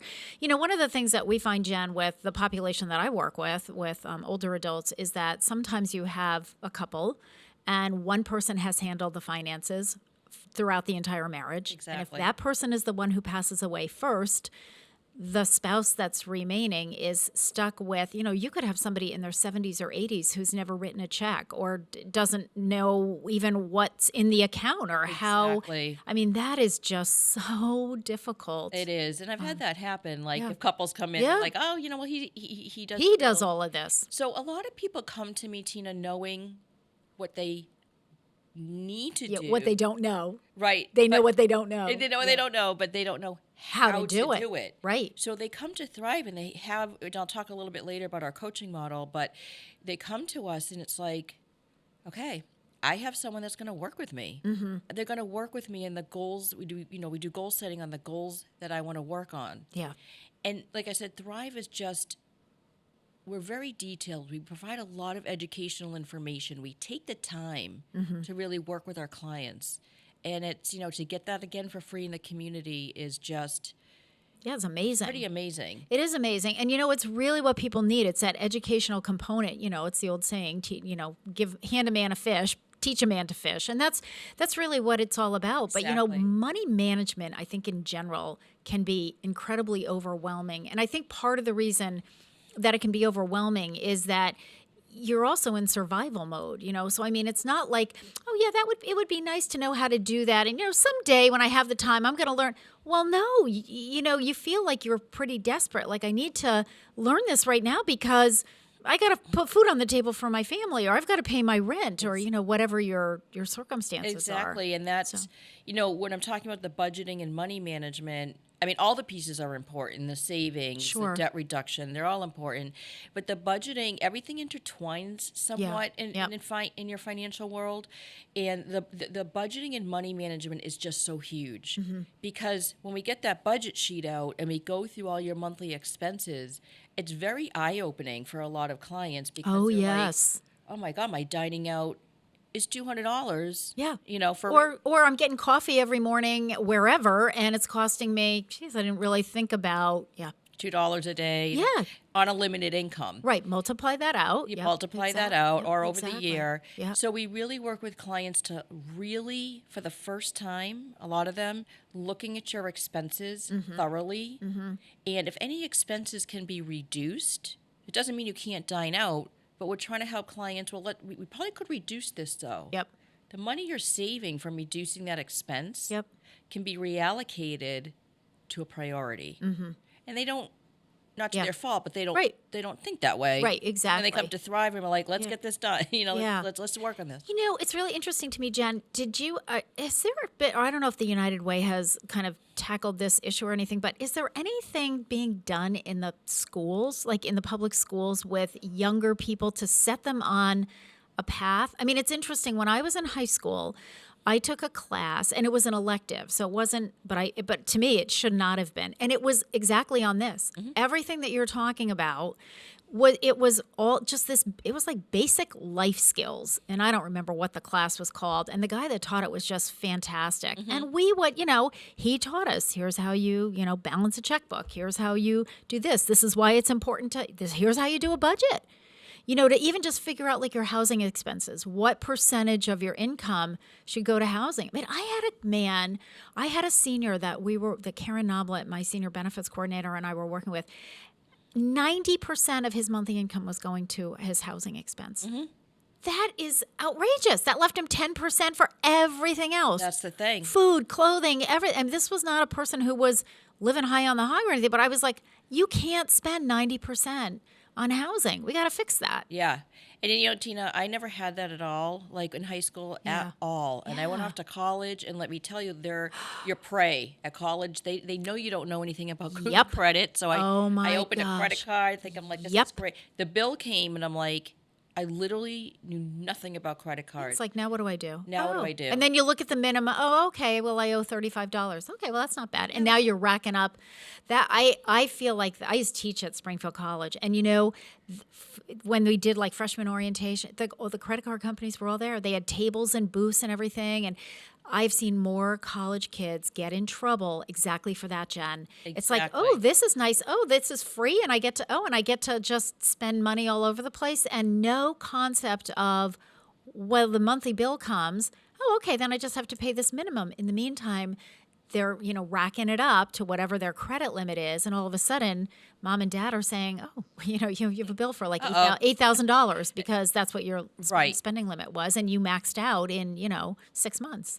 And that's what happened. And so when we talk about their credit scores, we do a lot of educational information on the factors behind that score. Your credit utilization, that's a huge piece of the pie of your FICO score. All missed payments, those are all things that we talk about in so much detail with these clients. So sometimes they're like, what is revolving utilization? Their credit utilization is so sky high, and that's why their credit score is low. But back to your question, I think some schools are starting more to do this. Good. Because I know over at Westfield State University, they have an event, and I've been a part of this a few years ago, and I think we're doing it again, I think maybe this year coming up, where the kids go around at different tables. And it's set up for an apartment, furniture. They have to kind of go through an actual real life experience. Yes. Yep. And they spin a wheel, and you have this is what your monthly income is. Yeah, and then you have to go back over to look at an apartment. So it's real life, and it's really cool. So I also do a lot of presentations Tina, all over. Yep. So I've also presented to a lot of youth, like through Mass Hire, they have like a youth program over the summer. So we've been out presenting though too to youth as well. Great. So just keep that in mind. Yeah, I mean, I think that's great. I think there are so many things that we put into our high school and middle school and even elementary school curriculums, and I just think this is it'd just be so important. And obviously you hope that parents will instill this, but you know what? It's hard if parents are struggling with it to teach your children how to spend responsibly. And it's not that we're saying you can't spend money. My thing with my daughter was always, do you want it or do you need it? Wants and needs. Wants and needs. And, it was really interesting when she was growing up. And, of course, every kid, you're in the store. Oh, I need that. Can I have that? And I would say to her, well, let's look at how much that costs. And let's look at, Are you going to buy that for yourself? Is that something that you want to put on your birthday list? Because your birthday's coming up in 3 months. Well, of course, when you're 7 or 8 years old, 3 months is forever. But I found with my daughter at that time, generally what would happen is by the time the birthday rolled around and I'd say, do you still want that thing? No, not really. Because there's so many people buy on impulse. There's that impulsive, that impulsive buying, and you can again really rack up. So, Absolutely. Wants versus needs versus delayed, deferred gratification versus immediacy. It's a lifestyle change for many clients. Yeah. Some of them are used to just spending on a limited income. Or they're putting stuff on credit cards because, they can't pay for their gas or groceries just out of their checking account. Yeah. So they're racking up their credit cards. So that's where all the money management comes in. Perfect. And, it's challenging, but being here for, a little over 5 years now, I've seen so many clients, Tina, though, that have just, oh my God, I've worked so hard and are so successful. I have some getting condos or houses, That's so scores exciting. going up, That's debt so going exciting, down. John. Yeah. It can happen though. Yeah, perfect. All right, what a great way to let's take a little bit of a breath here. Yeah. Let's take a break. So I'm so happy to hear that successful story. My guest this morning is Jen Fernandez. She is a financial coach with the Thrive program, which is funded through the United Way of the Pioneer Valley. So we're going to take a short break. We're going to listen to Barry Mann singing his crazy song, Who Put the Bump, and because today is his birthday. You're listening to WSKB 89.5 FM radio for the Westfield Masses and WCPC Cable Channel 15. We'll be back with Jen Fernandez. I'd like to thank the guy who wrote the song that made my baby fall in love with me. Who put the bump in the bump, bump? Who put the rhyme in the rhyme-a-lama ding-dong? Who put the bop in the bop, shabop, shabop? Who put the dip in the dip-de-dip-de-dip? Who was that man? I'd like to shake his hand. He made my baby fall in love with me. Yeah. When my baby heard bump, bump, bump, bump, bump, bump, every word went right into her heart. And when she heard them singing rhyme-a-lama, ding-dong, she said we'd never have to part. So who put the bump in the bump, bump, bump? Who put the rhyme in the rhyme-a-lama ding-dong? Who put the bop in the bop, shabop, shabop? Who put the dip in the dip-de-dip-de-dip? Who was that man? I'd like to shake his hand. He made my baby fall in love with me. Each time that we're alone, boogity, boogity, boogity, boogity, boogity, boogity shoot sets my baby's heart all aglow. And every time we dance to dip, dip, dip, dip, dip, dip, dip, she always says she loves me so. So who put the bump in the bump, bump, bump? Who put the rhyme in the rhyme-a-lama ding-dong? Who put the bop in the bop, shoo-bop, shoo-bop? Who put the dip in the dip-de-dip-de-dip? Who was that man? I'd like to shake his hand. He made my baby fall in love with me. Yeah. Darling, bum, bum, bum, bum, bum, bum. And my honey, ram-a-lama ding-dong, forever. And when I say dip-de-dip, dip, dip, you know I mean it from the bottom of my boogity, boogity, boogity shoe.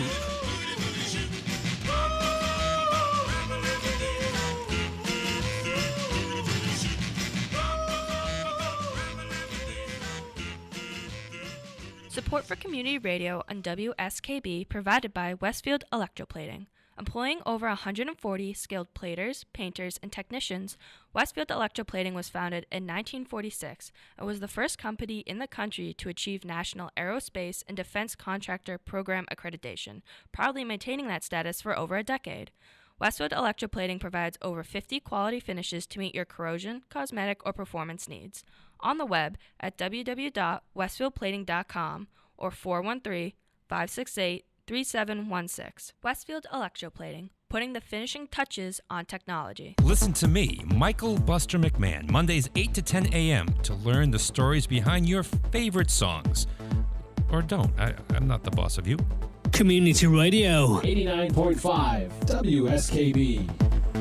Live from Studio 120 at Westfield Technical Academy, this is WCPC Channel 15 and 89.5 FM, WSKB Westfield. Good morning, Westfield. It is 7:28. You're listening to WSKB 89.5 FM radio for the Westfield Masses and WCPC Cable Channel 15. My name is Tina Gorman. I'm your Wake Up Wednesday host, and my guest this morning is Jen Fernandez. Jen is a financial coach with the Thrive program. I love that title. Whoever came up with that, I think it's awesome. It's a great title. It is. That is funded through the Pioneer Valley, United Way of the Pioneer Valley. So, Jen, you've been talking about the Thrive program and what the program is and some of the goals of the program. What, as a financial coach, and I know there's another financial coach as well who I've met. What is your role? What are you doing? I know you do a lot of hand holding. So we do a lot of hand holding. Are you like the taskmaster? I am. I mean, we work together with the client, and as a coach, I can never tell them what to do. Sure. That's not my role. Right. But believe me, when I get to know them, it's a little tough love. Yeah, there you go. There you go. Love. But what I wanted to say, and I forgot to mention before, Tina, that Thrive was up and running during that pandemic, and we were going strong. I'll get to this with appointments, but during the pandemic, it was all virtual. Mm-hmm. Our coaching model is what makes us so unique. Mm-hmm. And we had to go virtual over the phone during the pandemic. But I just want people to know that Thrive did not go anywhere. It was up and running. They were thriving. Thrive was thriving. And the phone calls went really well. And we're still doing a lot of them now. But I just want to say what makes Thrive so unique, besides all the concrete things that we do, like the budgeting and the debt reduction, is our coaching model. And it's so important to know with Thrive that it's one-on-one confidential coaching. Mm-hmm. So it's not me in front of a large group. Yeah. It's just me and that client. They're stuck with me or Emmanuel. But, again, to have somebody just physically, sometimes physically next to you or over the phone is just, it gives that client a feeling of support. Yeah. And we're also cheerleaders. Yeah. Where we help to advocate for our clients. Mm-hmm. We give them the motivation. They like us because we help to hold them accountable. Mm-hmm. And they just feel like I'm not on this journey by myself. Mm-hmm. And that what makes Thrive so unique. Yeah. So we'll go to the bank with people. I was just going to say that. I know you've done that, and that's huge. Who does that for free? Yeah, that's huge. So, it's scary going to the bank. I want to open a bank account, savings account. All kinds of accounts are out there. Right. So we help them to clarify any questions that are being asked of them or explain things that might not be, it's hard for them to understand. Right, exactly. Well, every banking, including, they have their own language. And, everybody uses acronyms. So if this is new to me and I'm sitting across from a banker and, the banker's asking me questions about this account versus that account and, what do you want to do? And I don't know. I don't know. That's overwhelming. It's overwhelming. It can be scary. It can be. You're sitting with the person behind and you feel the desk. dumb. You don't want to feel stupid. And so a lot of people don't want to ask the question. Like, I'm a big one for asking questions. I'll just say, well, I don't know what that means. So, or Same here. If I do this or this, what are the pros and cons?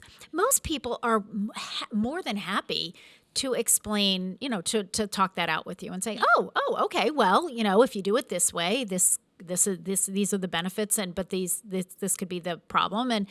But if you're intimidated and you don't ask the questions, and that's where the financial coaches come in. That's where we come in because, we have those other hats, where that's where, I have a master's in counseling psych, but, it comes into play in any type of role where you're working with people. It's building a relationship, which we also do at Thrive, but yeah, we're going to the bank. I'm on the phone with them if they're calling creditors like credit card companies or collections to try and work out some type of arrangement or, whether it's a payment plan, a settlement. And that's scary too. But we get on the phone with them. I'm there. Yes.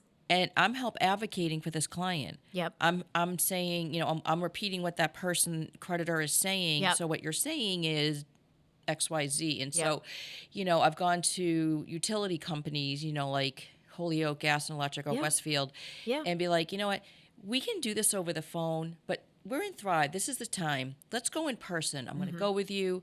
Let's see what we can do so you're not behind on, can we get you fuel assistance? So we're right in there with our clients. Yeah. We get down, we get in the down and dirty. Down dirty. Yep. Let's do this. Yep. So again, to find someone that will go with you to the bank, that will get on the phone to do collection agency calls and all that is just, that's what makes Thrive unique is our coaching model. And I think that all of this, because it is money that we're talking about, can be really scary. I mean, you get a letter from a collection, we're going to shut off your gas, or we're going to do this, or, you owe this medical bill, and, all of that stuff. That can all be quite intimidating for any of us, including myself. I've gotten those letters. It's like, wait a minute, what do you mean I didn't pay this bill? Exactly. And, I'm a nutcase for detailed records and when did the check go out? And it's like, hold on, wait a minute, and did the canceled check come back? Exactly. I had that happen. I just had that happen to me a couple of weeks ago on a medical insurance thing that I paid.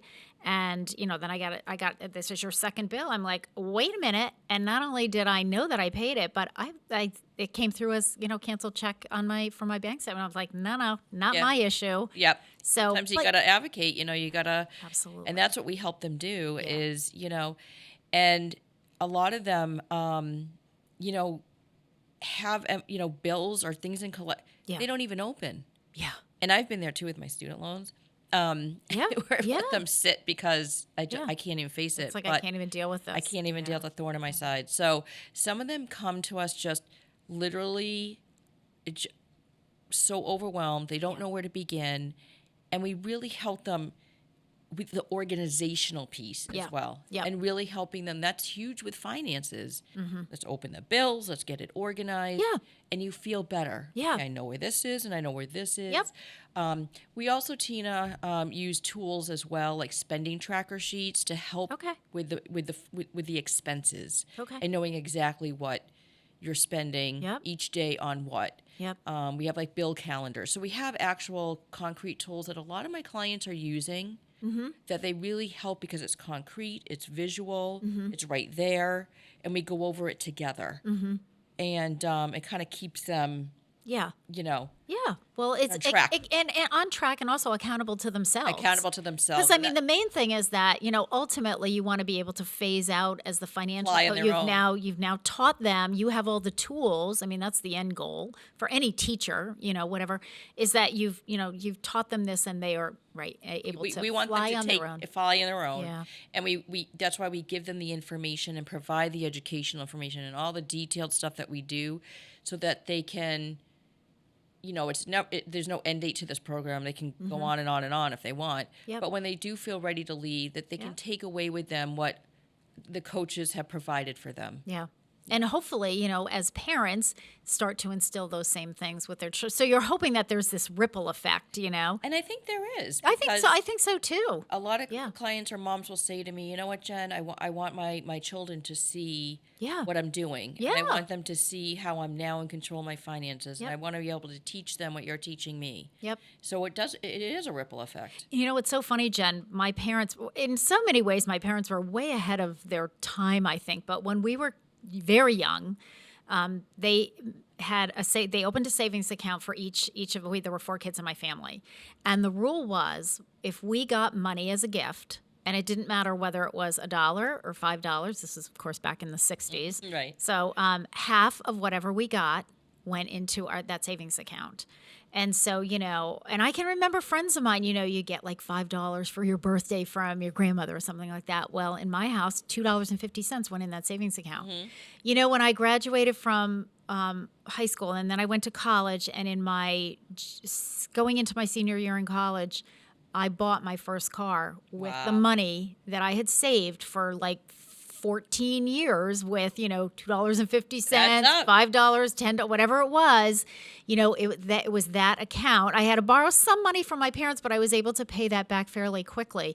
But, that was a really big deal. And it really taught us, sort of the art of savings. It also taught us about interest, so because I remember, being young and I would get the bank statement and it's like, well, what is this? And my dad said, well, that's free money that you earned because your money was in the bank. So that whole concept of, Exactly. oh, wow, you mean, and then the more you have, the greater your interest is, and all of those concepts. But again, I think when you instill that in people when they're very young, so for the clients that you're working with, for them to be able to start to have that trickle down to their own children. And, it is this ripple effect. It is a ripple So effect. rewarding. And that's why, we've done a lot of presenting with the youth and telling them now, like, who wants that car? Because at that age, we're Yes. trying to adjust our Absolutely. What, we're talking What are their about. goals? Well, yeah. I want a car. Absolutely. I want this a house. I want my own place. I want my own place. And at that age, I mean, Sure. Whatever works. Whatever works. So Yeah. we really try and instill in them that, when you start working, some of them that we're presenting as kind of are too young to start working yet. But Yeah. when you start working, if you're working now's the time to start putting away for savings. Even if it's just a little bit. Yes. It goes a long way. It does. It goes a long way. And I think the other thing is, just the discipline of, so much per week. Getting Even if into it's that not a lot, but routine. it's just that routine of, okay, this week I can only afford to put $10 into savings. Put it in. Put it in. Put it Because in. if you don't, you're going to spend it. Exactly. So put it in. Exactly. It's not a lot, but that's okay. It's something. And I think it's, all Yep. of that discipline. So It is discipline. great program. So how can people, because we're going to take a break in a second, and then I know we have other things to talk about with some other programs. Yes. So how can people, to talk a little bit about who your counterpart is, your other financial My other coach, and financial how coach. people can get a hold of either Absolutely. you or Emmanuel. So how people can make an appointment is so easy. You just call us. Great. Give us a phone number. So let's give you phone numbers. So my number is 413-333-8365. And again, that's 413-333-8365. And my coworker, who is also a full-time financial coach, is Emmanuel Reyes. And the nice thing about Emmanuel is that he speaks Spanish. So yeah. it's very great. important. I don't. So if anybody comes in, then, that speaks Spanish, Emmanuel's the person to go to. But his number is 413-302-3871. Again, Emmanuel Reyes, 413-302-3871. And you just call to make an appointment. Just FYI, Tina, that pre-COVID, I was in Holyoke and Westfield, and I was never in the main office. The pandemic hit. So I am back in Holyoke on Maple Street, 206 Maple Street, the Picknilly building next to the big Peter Pan bus station on Tuesdays. I'm also back at the Westfield Athenaeum on Fridays. Great. Oh, perfect. And it's always 8:30 to 4:30. Okay. The other days, I'm in the main office in Springfield, 1441 Main Street in the TD Bank building. Okay. Emmanuel is always in Springfield. He's always down. He's Springfield. always Okay. in Springfield. Okay. So no matter Very where good. I am, though, Yep. or Emmanuel, I know for me, if people feel comfortable, we can go back in person. We'll put our masks on. Yep. We'll do it in a space that's apart. So I've had a few clients that are like, no, back in person. Yeah. If they don't feel comfortable, we can do it over the phone. Okay. So they have options. Okay. A lot of them are still over the phone, but that's okay. Jen, how long is I just feel like this is such a great program. I can't say enough about the Thrive program. How long has the Thrive program been in existence? So I've been here for 5 years. So I want to say about, 7 years or so. I mean, it's still. So you weren't the first person I wasn't to the do it. Okay, first person. I remember my supervisor, Jen Kinsman, telling me she got this all up and running. Okay. She's the one that got this up She's and amazing. running. She's amazing. This was an amazing vision. She had this vision. She got the model from, in California, they had this kind of model. Yeah. She started up and running this whole thing. And she's the one that first started doing the coaching. Okay. And I believe there was another coach at the time. That's amazing. And then she, hired the coaches. But Perfect. So, and there's no end date to graduating this program or ending. It's ongoing, whatever, however long people want. Things come up. So your life changes. Right. All right. Fabulous program. Stick around because we have other things that we're going to talk about with Jen. It is 6:42. You're listening to WSKB 89.5 FM radio for the Westfield Masses and WCPC cable channel 15. Today is the birthday of Carole King, so I'm going to play my favorite Carole King tune from the Tapestry album. This is I Feel the Earth Move. We'll be back.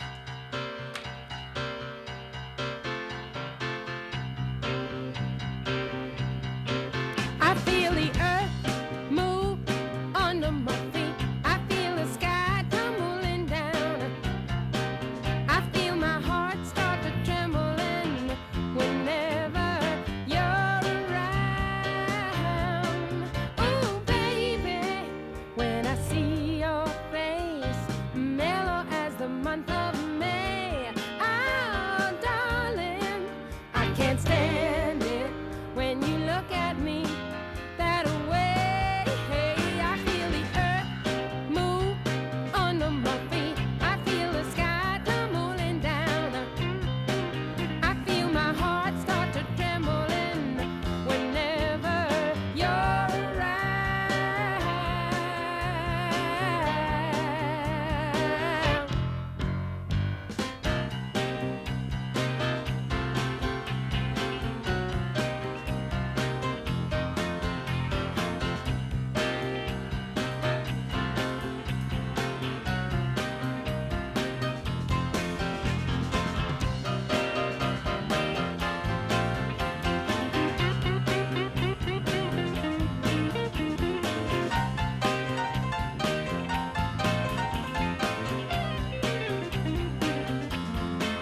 Ooh, darling, when you're near me and you tenderly call my name, I know that my emotions are something I just can't tame. I just got to have you, baby. Yeah. I feel the earth move under my feet. I feel the sky tumbling down. I feel the earth move under my feet. I feel the sky tumbling down. I just lose control down to my very soul. I get hot and cold all over.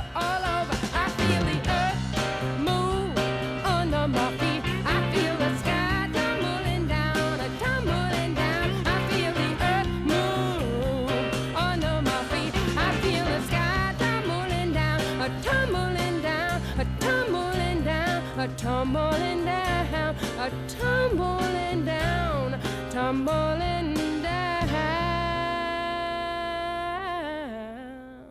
Support for community radio on WSKB is provided by Betts Plumbing and Heating Supply Company, an independent, family-owned wholesaler serving Westfield for over 50 years, specializing in plumbing, heating, and industrial piping supplies. On the web at bettsplumbing.com or at 14 Coleman Avenue in Westfield. Support for the community programming of WSKB is provided by the Dunkin' Donut Shops of Westfield and the Sardinia family. It's nice to know that even as the world changes, Dunkin' Coffee remains the same at 7 convenient locations throughout Westfield. Hi, this is Harry Rock, host of Rock on Westfield every fourth Wednesday at 8 a.m. Tune in for my view of this place I call home. Community Radio. 89.5 WSKB. Live from Studio 120 at Westfield Technical Academy, this is WCPC Channel 15 and 89.5 FM, WSKB Westfield. Good morning, Westfield. It is 7:46. You're listening to WSKB 89.5 FM radio for the Westfield Masses and WCPC cable channel 15. My name is Tina Gorman. I'm your Wake Up Wednesday host, and I am in the studio this morning with my guest, Jen Fernandez, who is a financial coach with the Thrive program, which is part of or funded through the United Way of the Pioneer Valley. So we've been talking about Thrive. Jen had given you a couple of names, her own name and Emmanuel Riaz, and some phone numbers. And I just realized, because I was busy writing down Emmanuel's name and phone number, it is on the Thrive flyer that I have. And this will be posted in the Senior Center in the vestibule when you first come in on the bulletin board. So if you didn't get those numbers, stop by the Senior Center, or you can just call me, and I'm happy. I think all my staff has one of these as well. So we definitely make some referrals here. So Jen, in addition to the Thrive program, the United Way of the Pioneer Valley has a number of other things going on, and I know you wanted to share some big news about some of the other programs and projects. So I'm going to let you take it away. Okay. So we talked enough about the Thrive program, but I hope people give us a call. Absolutely. It's a great program. A few other things, Tina, that are going on with the United Way of Pioneer Valley. This is huge for us. We're going to be opening a community service center, really where people can get social service referrals, so people can just walk in. Wow. And it's at 1441 Main Street at TD Bank. Brand new, like, carpet in the space. It's painted. It's wonderful. And I'm now sitting in that space when I am in Springfield. Yay. So people can come in and just walk in. There's doors that come right into that space. And people can come in and get social service referrals. And, or if they want to, come in and they want to, make it, learn more about Thrive or make an appointment with Thrive. And the other great thing is we're going to have a pantry. Okay. That's huge. Okay. So right now it's going to be open on Wednesdays from 9 to 1. Okay. The pantry is by appointment. Okay. So, we'll get that information. It kind of runs like our Chicopee cupboard, which I'll talk about in a minute. But we're having our grand opening. It's kind of our soft opening this Friday. We're having a ribbon cutting ceremony. Nice. The mayor is going to be there from Nice. Springfield. Good. And our people from the board, of the United Way. And it's just huge for us. Good. And I'm assuming this was one of those long time in the making kinds of projects. Yeah, we wanted to make it open, to the public, that people can come right off the street and be like, hey, can you help me with some, referrals, out in the community. So that's going to be huge for us. It's a beautiful space. So the first actual opening day is going to be the February 16th. Okay, so that's a Wednesday. It's a week from today. 9 to 1. 9 to 1. And people can come in and get, fill out, to make an appointment for the pantry and stuff. But yeah, it's going to be great. Great. So that's a biggie. I also just wanted to mention that we do a lot with food security. Mm-hmm. So one will have the pantry at our new service center. But we also have the Chicopee cupboard, which was open in the summer. In April. There you can also make an appointment. It's on 32 Center Street in Chicopee. Yep. You can call 413-693-0213 to make an appointment. Another great thing with the United Way of Pioneer Valley, trying to help people that, might need to get some food. We have the Chicopee cupboard. Now, are there any, as I'm thinking about this, are there any restrictions on the Chicopee cupboard? In terms of residency or anything like that? It's really it doesn't have to be. You don't have to live in Chicopee. Okay. It's open to pretty much anybody in like the Lower Pioneer Valley. Yeah, Hampden County. Okay. Okay. So yeah, we really don't turn away anybody. Okay. That's not what we do, but people make an appointment and they come in, and when their appointment's due, and they come and get plenty of food, plenty of really good food. Perfect. Right. That's awesome. Yeah, so we got a couple of pantries going. Also just wanted to mention our community calendar, where nonprofits can post upcoming events for public view. Okay. So if any nonprofits have any upcoming events that they want to share, we have our community calendar. If you go on our website, that they can put their events on there. And also then people can obviously check that community calendar. Exactly. So the public can check that and see kind of what's going on. Exactly. So what kinds of things do people put on that community calendar, Jen? I think so. There are nonprofits that have any events that might be coming up Yep. that, they would want the public to know. Yep. So we have that community calendar so people can just click, go onto our website and go into the community calendar, and they can see this organization is doing this and this Okay. one is doing that. And Perfect. it's a good way for the public to know, so many, events are going on Yeah. with the other, Yeah, I didn't agencies. know about that. That's really, Yeah. that would be really helpful. Yeah. To take advantage Yeah, of that. just to take a peek at that. And the website for it's the United Way. Do you know what the website is for the United Way? It's probably on here somewhere. Is it uwpv.org? Yeah, UW, right. United Way of the Pioneer Valley. United Way of the .org. So yeah, right, that would be right. the website. Yes. Okay. Yep. Perfect. And then the other couple things I just wanted to talk about that is really huge for us is we have Call to Talk and Mass 211. So the our the Call to Talk is they're 24-hour phone lines offering emotional support and suicide prevention. Okay. And so a lot of people, they actually started in Framingham, and the nice thing is it's now in our Springfield office. Okay. So before I moved to my new space, I could hear them talking all day long, and they are amazing. So people will call to talk about, emotional support, Sure. or they're feeling sad about something. Boy, I bet they were flooded during They're the stressed pandemic. about something. Oh my goodness. God, yeah. I can't even imagine They're what amazing. that was like. Yep. So what's that number, Jen? So do you have a phone number? So, yep, they just call 211. Oh, okay. Yep. That's and- easy to remember. Right. And if they call 211, that will automatically get them right to the people that you're talking about. Right. So call to talk is one thing. So the call to talk is where people can call to talk about if they're feeling sad, if they're feeling they need emotional support, Yep, okay. suicide prevention, Yep. that kind of thing. Okay. But then we also have 211, which is more for social services information. Okay. So if they need help with information on pantries, shelters, daycare, housing. Kind of information and referral. Yep. Or yep. informational Yep. More like services, yeah. resources. They can Okay. call the 211. Okay. And then, there's the call to talk piece as well. Okay. All So right. we have two of those. And it's just amazing. It's 24/7. Wow. People can call anytime if they need, just someone to talk to. Okay. Or if they want to, like I said, call the 211 and get resources, information on resources. Yep. Okay. And so the call. So is it both? Is it? I'm a little confused. So are in either case are they calling 211? So in either What's case, called to talk? Was that also 211?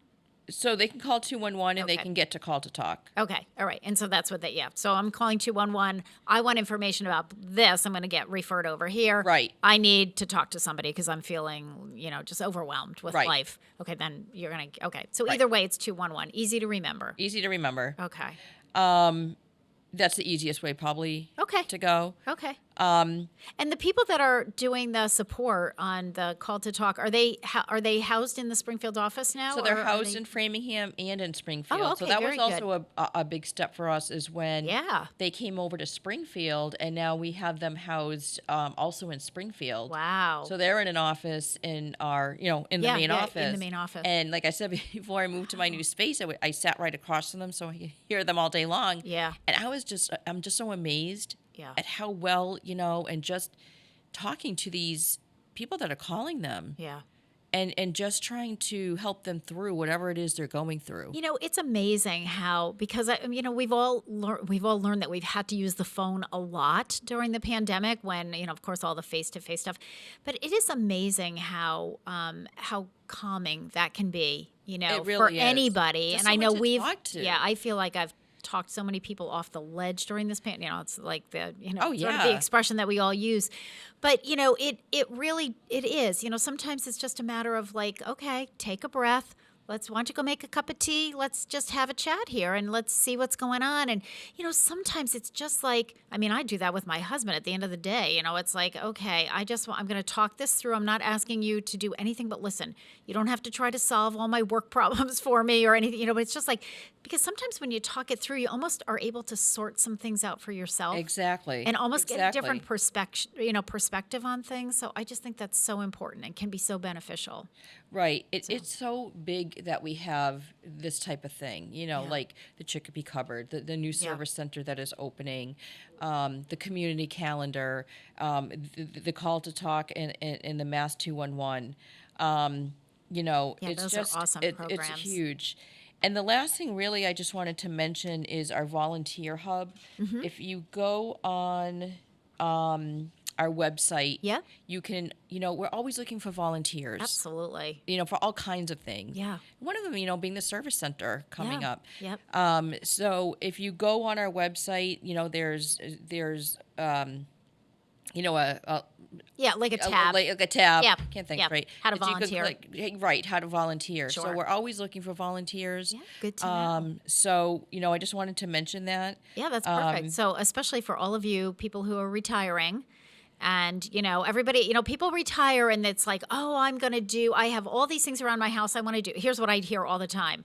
So they do that for 6 months to a year, and then a year later is when I get the phone call saying, okay, well, now I'm bored because, all the things that I thought would take me the first 10 years of my retirement, actually, when I had all this time on my hands, took me less than a year. So now I have time on my hands and I want to, and I want to feel productive. I want to give back to the community. You name it. I mean, there are all kinds of reasons why people volunteer. This is right. And we're always looking for volunteers. Like, there's always things that, we could use help with. Yeah, absolutely. Like especially, come like, when we do our Stuff the Bus or, Absolutely. A day of caring, is our big thing. We're Yep. always looking volunteers to come help. And, the service center is going to be opening. So if people, are looking to volunteer, definitely go onto our website and you can see that there's like a tab there for volunteers. Yeah, and I check think that the other out. thing about volunteering, and again, Jen, you and I could have a whole discussion about that just, for an hour or two. But I think, and when we have people that call us to volunteer, we're very, we'll say to them, are you looking for periodically kind of thing where, you want to help us at an event a few times a year? That's great. We could use that. Do you want to come once a week? Do you want to come, every other day? I mean, so depending on what are your skills or what do you want to do? Some people, it's like, you know what? I don't want to have to think. I want to stuff envelopes. I want to lick stamps. I want to, whatever it is. Okay, we've got that. Or, well, I want to teach a course in computers. Okay, we've got that. And I think your organization, the United Way, is the same. There are all kinds of opportunities There's for all kinds of volunteering. So opportunities, you and they can find a way to fit in Exactly. and whatever works with you. Some people are working part-time. It's like, well, I'm still working a few hours a week, but I want to volunteer, but I only have certain days. Okay, then we'll find something that matches that. So, Right. Yeah. Yeah, and it's interesting because, we had an onboard event where we're trying to help nonprofits get people onto their we have Yeah, a board. onto their boards, yeah. Oh, yeah. And, I have a client that I just, she's awesome in the way she presents herself. And so I love, what one of the organizations was looking for. And you did a match. And we did a match, and I think she's Perfect. interested, and I'm hoping she'll get on the board. So it's just Awesome. sort of related to that, but Awesome. Absolutely. So- Jen Fernandez, we're going to have to wrap things up. I know I have Yes. somebody coming in at 8 o'clock to do a show after us. Jen Fernandez, financial coach with the Thrive program funded through the United Way of Pioneer Valley. Thank you so much for coming in. I love having you as a guest. I always learn something. Congratulations on the new programs that you guys have going over there. And we're going to get you back. I really feel like we need to talk about credit scores in detail. What do they mean? What are those numbers? Why is it important? I just think a lot of us, and I put myself in that category, have this vague notion, but I don't know the specifics, and I should. So that'll be I would love to. Okay. You know me, Tina. I'm always Perfect. always willing to come back. All right, very good. You are listening to WSKB 89.5 FM radio for the Westfield Masses and WCPC Cable Channel 15. Next week, we'll do a best of show. It'll be Diabetes Dialogue, and I will be back in 2 weeks. Happy Valentine's Day, everyone. Have a good one. 2, 3 o'clock, 4 o'clock, rock. 5, 6, 7 o'clock, 8 o'clock, rock. 9, 10, 11 o'clock, 12 o'clock, rock.